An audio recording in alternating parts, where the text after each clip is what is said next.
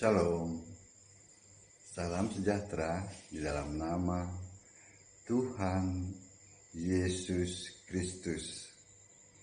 Tetap bersama saya, Pendeta Binsar Sianipar, BBS. Bapak Ibu sekalian yang berbahagia, karena nama Bapak Ibu tercatat di dalam kitab kehidupan anak domba. Kali ini kita akan membahas hati-hati ya terhadap salib yang ada patungnya. Ya, hati-hati terhadap salib yang ada patungnya. Kenapa demikian? Ya, kan salib itu lambang dari orang percaya. Banyak mereka yang mengklaim yang ngaku Kristen tetapi bukan orang Kristen, ya, yang memakai salib segede gaban. Maksudnya besar sekali ya, di leher, di tongkat, ya di mana-mana lah, di gereja. Tetapi coba perhatikan, di salib itu ada patungnya. Kata mereka itu patung Yesus. Nah, hati-hati dengan itu. Kristen salibnya tidak ada patungnya.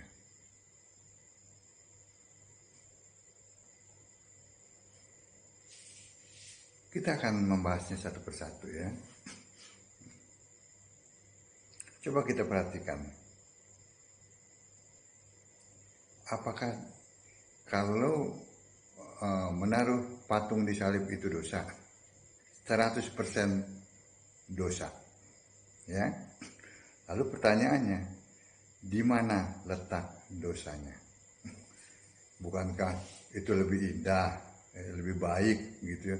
Ada salib, lalu ada patung yang tergantung gitu. Itu katanya Yesus, gitu kan? Coba kita perhatikan, ada paling tidak 4, sedikitnya 4 ya.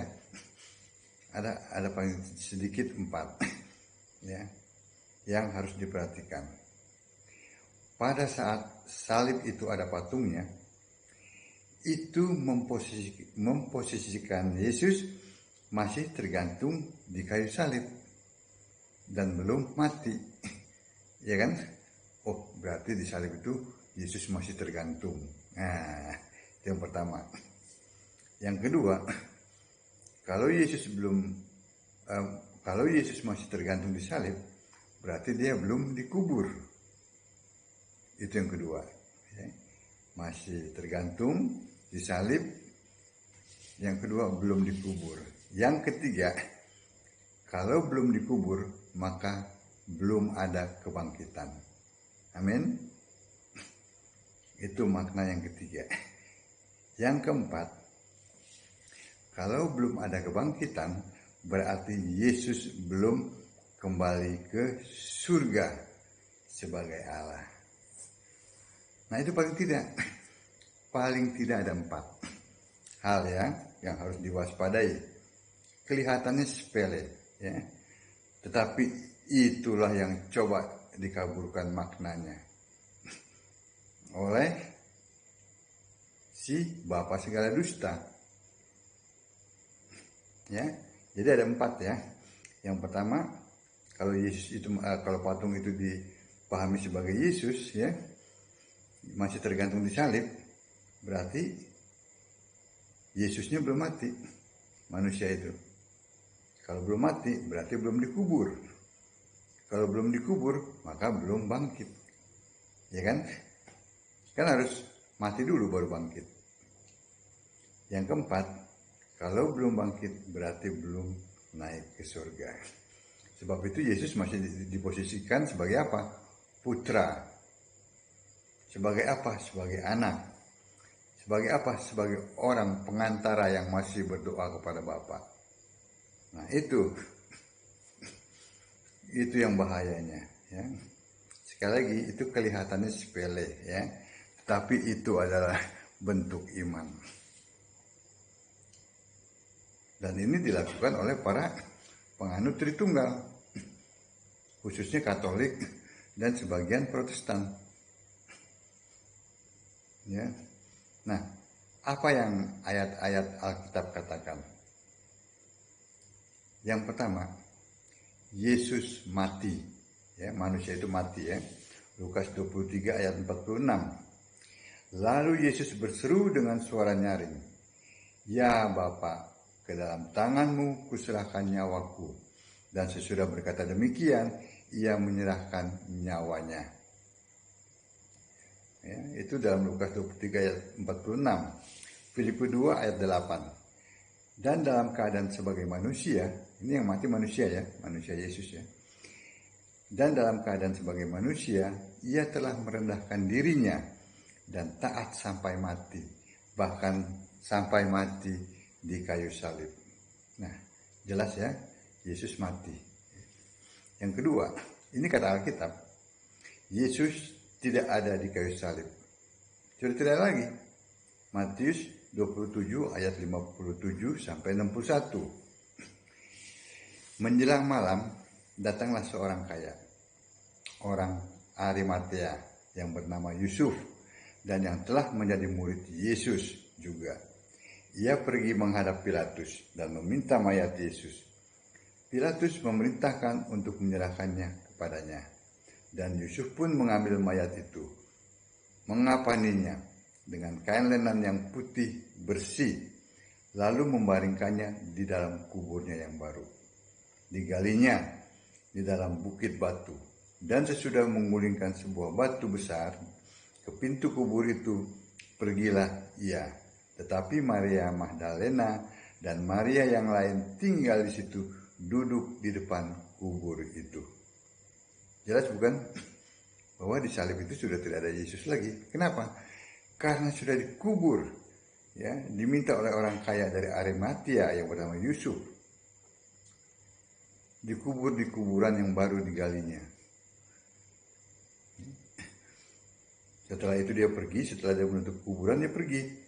Tetapi Maria Magdalena dan Maria yang lain tinggal di situ, duduk di depan kubur itu. Jadi jelas ya. Yang pertama Yesus mati, yang kedua Yesus dikubur.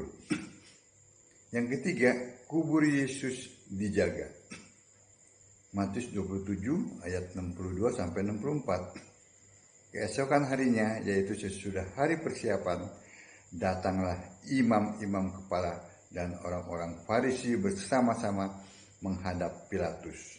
Dan mereka berkata, "Tuan, kami ingat bahwa si penyesat itu sewaktu hidupnya berkata, 'Sesudah 3 hari aku akan bangkit.'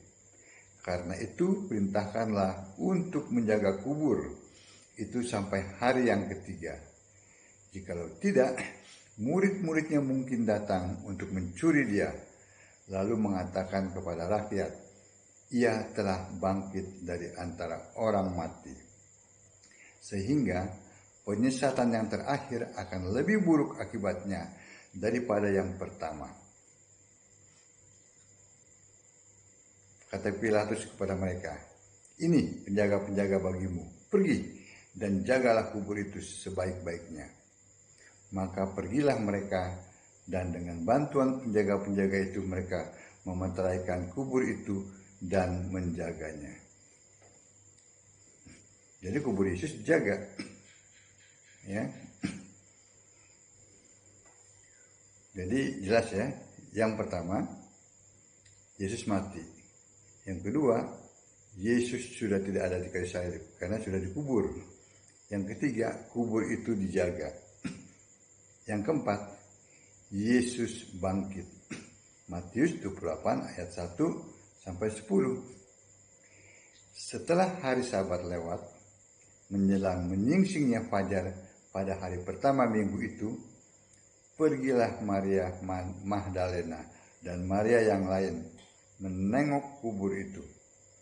Maka terjadilah gempa bumi yang hebat, sebab seorang malaikat Tuhan turun dari langit dan datang ke batu itu dan menggulingkannya, lalu duduk di atasnya.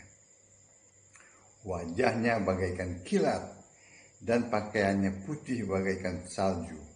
Dan penjaga-penjaga itu gentar ketakutan dan menjadi seperti orang-orang mati. Akan tetapi, malaikat itu berkata kepada perempuan-perempuan itu, "Janganlah kamu takut, sebab aku tahu kamu mencari yang disalibkan itu. Ia tidak ada di sini, sebab ia telah bangkit, sama seperti yang telah dikatakannya. Mari, lihatlah tempat ia berbaring. Dan segeralah pergi dan katakanlah kepada murid-muridnya bahwa ia telah bangkit dari antara orang mati. Ia mendahului kamu ke Galilea. Di sana kamu akan melihat dia. Sesungguhnya aku telah mengatakannya kepadamu." Mereka segera pergi dari kubur itu dengan takut dan dengan sukacita yang besar, dan berlari cepat-cepat untuk memberitahukannya kepada murid-murid Yesus. Tiba-tiba Yesus berjumpa dengan mereka dan berkata, "Salam bagimu." Mereka mendekatinya dan memeluk kakinya serta menyembahnya. Maka kata Yesus kepada mereka, "Jangan takut. Pergi dan katakanlah kepada saudaraku supaya mereka pergi ke Galilea, dan di sanalah mereka akan melihat aku." Yesus bangkit kan, yang keempat. Yang kelima, Yesus menampakkan diri, ya, dengan memakai tubuh kemuliaan. Kenapa? Karena kalau Yesus bangkit saja, orang tidak bisa melihat. Kan yang bangkit rohnya. Sebab itu dia memakai tubuh kemuliaan, ya. 1 Korintus 15 ayat 40. Ada tubuh surgawi dan ada tubuh duniawi. Tetapi kemuliaan tubuh surgawi lain daripada kemuliaan tubuh duniawi, ya. Jadi waktu Yesus bangkit, dia memakai tubuh kemuliaan agar orang-orang bisa melihat, oh, itu Yesus yang mati di kayu salib itu sudah bangkit. Ya. Kisah Para Rasul 1 ayat 3. Selama 40 hari membuktikan dia hidup. Ya, kepada mereka ia menunjukkan dirinya setelah penderitaannya selesai. Dan dengan banyak tanda ia membuktikan bahwa ia hidup. Sebab selama 40 hari ia berulang-ulang menampakkan diri dan berbicara kepada mereka tentang kerajaan Allah. Ya. Yang pertama dilakukan pada saat dia bangkit, yang pertama dia mengantarkan orang yang percaya kepadanya, yang mati, yang disalib itu, yang berkata, "Yesus, jika engkau datang sebagai Raja, ingatlah akan aku." Nah, Yesus mengantarkan dia dulu, ya, Lukas 23 ayat 43. Kata Yesus kepadanya, "Aku berkata kepadamu, sesungguhnya hari ini juga engkau akan ada bersama-sama dengan aku di Firdaus." Itu yang pertama yang dilakukannya. Yang kedua, ya, Yesus menginjil ke roh-roh yang di penjara, yang pada saat zaman Nuh tidak taat kepada Allah. 1 Petrus 3 ayat 18-20. Sebab juga Kristus telah mati sekali untuk segala dosa kita. Ia yang benar untuk orang-orang yang tidak benar, supaya ia membawa kita kepada Allah. Ia yang telah dibunuh dalam keadaannya sebagai manusia, tetapi yang telah dibangkitkan menurut roh, dan di dalam roh itu juga ia pergi memberitakan Injil kepada roh-roh yang di dalam penjara, yaitu roh-roh mereka yang dahulu pada waktu Nuh tidak taat kepada Allah. Ketika Allah tetap menanti dengan sabar waktu Nuh sedang mempersiapkan bahteranya, di mana hanya sedikit, yaitu 8 orang yang diselamatkan oleh air bah itu. Setelah mengantarkan orang yang disalib di sebelahnya, orang yang percaya. Lalu dalam roh Yesus menginjili orang-orang yang mati, yang pada saat zaman Nuh tidak taat kepada Allah. Yang ketiga, ya, Lukas 24 ayat 15. Ketika mereka sedang bercakap-cakap dan bertukar pikiran, datanglah Yesus sendiri mendekati mereka, lalu berjalan bersama-sama dengan mereka. Mengiringi dua orang yang ke Emmaus itu ya. Yang keempat, Lukas 24 ayat 36 dan 30 sampai 39. Dan sementara mereka bercakap-cakap tentang hal-hal itu, Yesus tiba-tiba berdiri di tengah-tengah mereka dan berkata kepada mereka, "Damai sejahtera bagi kamu." Mereka terkejut dan takut dan menyangka bahwa mereka melihat hantu. Akan tetapi ia berkata kepada mereka, "Mengapa kamu terkejut? Dan apa sebabnya timbul keraguan-raguan di dalam hati kamu? Lihatlah tanganku dan kakiku, aku sendirilah ini. Rabalah aku dan lihatlah, karena hantu tidak ada daging dan tulangnya, seperti yang kamu lihat ada padaku."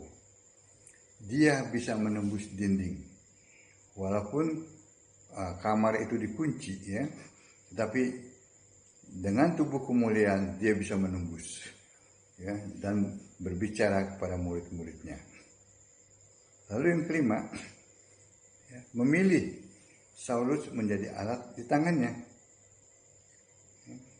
Kisah Para Rasul 9 ayat 4 sampai 6. Ia rebah ke tanah, dan kedengaranlah olehnya suatu suara yang berkata kepadanya, "Saulus, Saulus, mengapakah engkau menganiaya aku?" Jawab Saulus, "Siapakah engkau, Tuhan?" Katanya, "Akulah Yesus yang kau aniaya itu. Tetapi bangunlah dan pergilah ke dalam kota. Di sana akan dikatakan kepadamu apa yang harus kau perbuat." Ya. Juga Kisah Para Rasul 9 ayat 15 dan 16. Tetapi firman Tuhan kepadanya, kepada Ananias ya, "Pergilah, sebab orang ini," maksudnya Saulus ya, "adalah alat pilihan bagiku untuk memberitakan namaku kepada bangsa-bangsa lain, serta raja-raja dan orang-orang Israel. Aku sendiri akan menunjukkan kepadanya betapa banyak penderitaan yang harus ia tanggung oleh karena namaku." Yang kelima, dia memilih Saulus. Yang keenam, memilih Yohanes, muridnya, untuk mengetahui apa yang akan terjadi dan memperlihatkan sorga serta mengukur bait Allah. Yohanes ini adalah muridnya yang menulis kitab Wahyu. Yang ketujuh, setelah kebangkitannya itu ya, Yesus sudah kembali ke sorga dan duduk di sebelah kanan Allah.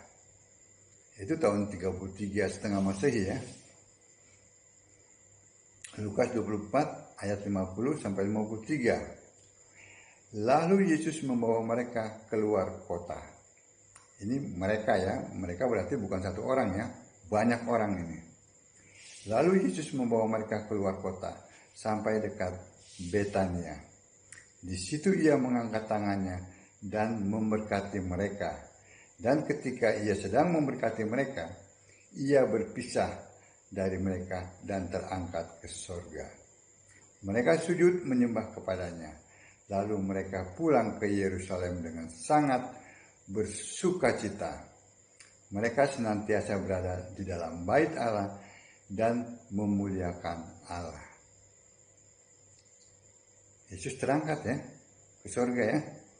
Dia sudah kembali duduk di sebelah kanan Allah. Markus 16 ayat 9, 12 dan 14. Setelah Yesus bangkit pagi-pagi pada hari pertama minggu itu, ia mula-mula menampakkan dirinya kepada Maria Magdalena. Daripadanya Yesus pernah mengusir 7 setan. Ya. Ini mengulang dari Lukas 24 ayat 50 sampai 53 ya. Sesudah itu ia menampakkan diri dalam rupa yang lain kepada 2 orang dari mereka ketika keduanya dalam perjalanan keluar kota. Akhirnya ia menampakkan diri kepada ke-11 orang itu ketika mereka sedang makan. Dan ia mencela ketidakpercayaan dan kedegilan hati mereka oleh karena mereka tidak percaya kepada orang-orang yang telah melihat dia sesudah kebangkitannya. Ya, ini pun ditulis ya oleh Markus ya. Lukas menulis dan Markus juga menulis tentang kebangkitannya ya.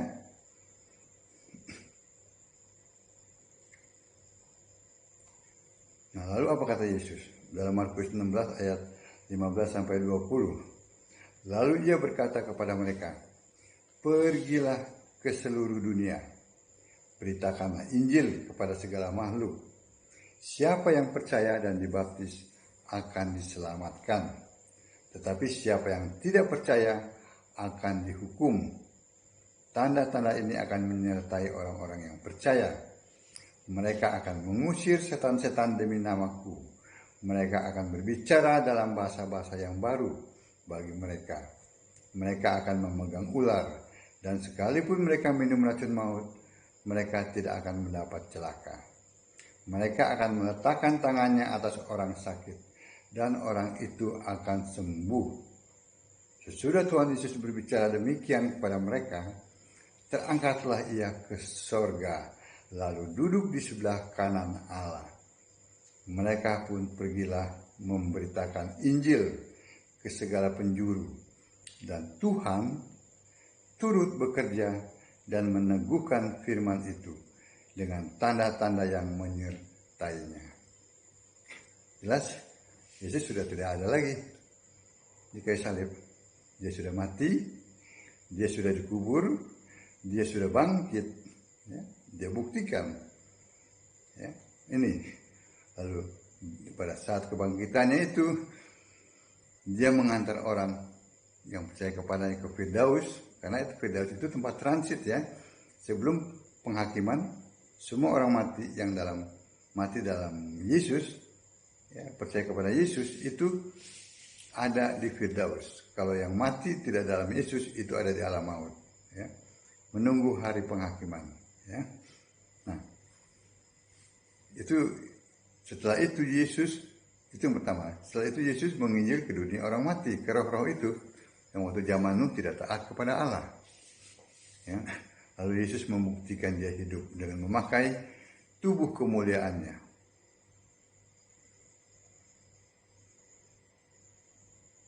Amin. Itu kata Alkitab. Nah, sekarang siapa yang masih menaruh patung pada salib? Berarti salib Kristen kan tidak ada patungnya. Karena sudah kembali. Kalau memahami sebagai Yesus sudah kembali ke surga. Sebab itu patungnya, salibnya tidak ada lagi patung. Nah sekarang siapa yang masih menaruh patung pada salib? Yang salib segede gaban gitu. Maksudnya segede gaban itu gede sekali. Taruh di leher, taruh di tongkat, semuanya lah. Nah, siapa itu? Tak lain itu adalah Katolik dan juga sebagian Protestan. Kristen salibnya kosong, tidak ada patungnya. Kenapa? Karena Kristen percaya manusia Yesus sudah mati dan sudah dikubur serta sudah bangkit lalu naik ke sorga. Terjadi sejak tahun 33 setengah Masehi, ya, sampai sekarang sudah kembali sebagai Allah di sorga sebagai firman dan memakai namanya yang baru adalah Anak Domba. Yohanes 1 ayat 1, ada Allah dan firman. Sekarang ada Allah, ada Anak Domba. Kalau dulu firman yang berkarya ya, Yohanes 1 ayat 3. Kelak yang berkarya adalah anak domba. Amin. Hati-hati. Ya. Sekali lagi, hati-hati dengan salib yang ada, yang patungnya. Itu bentuk iman. Walaupun mereka yang mengatakan, oh bukan itu. Tetapi itulah bentuk iman. Sebab itu hati-hati ya. Ada roh penyesat yang mencoba menyesatkan, yang mencoba mengarahkan bahwa Yesus masih tergantung di kayu salib. Amin. Baca Alkitab. Sembahlah Yesus sebagai satu-satunya Tuhan Allah yang benar. Allah penuh hikmat. Allah segala masa. Sebelum segala abad. Sekarang dan sampai selama-lamanya. Amin. Shalom.